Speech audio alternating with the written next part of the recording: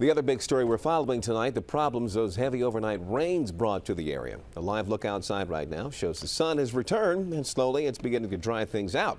But the damage has already been done. Northern Virginia Bureau Chief Jeff Goldberg's traveled across the Commonwealth today. He's now live in Old Town Alexandria. Jeff, what are you seeing down there at this hour? Well, Leon, it is a gorgeous day out here right now in Old Town. Heavy foot traffic on King Street as you would expect, but earlier the case, very, very different. Where I'm standing now, all the way back to the Potomac River, heavy flooding, some points up to people's knees in this area at King and Union. These sandbags outside of Starbucks usually get a pretty good workout during big storms. Today was no different. We traveled throughout the region today, Virginia, Maryland, and the District of Columbia, finding problems at nearly every turn. If you made it out on the road today in Fairfax County, chances are you saw an orange sign indicating some roads were not for passing. We knew it would be an issue because it was just 2 weeks ago with those rains. Steve Bartow watched as car after car drove through high waters on Leesburg Pike in Vienna with police direction thanks to Colvin Run running over. Really, you've only got a 6-foot wide part of danger, and if you keep your wheel straight, you can make it.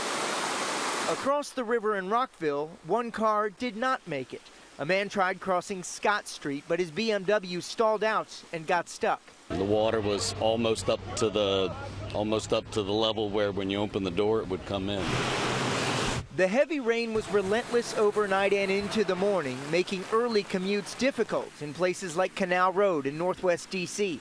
The light of day brought with it visible problems seemingly everywhere.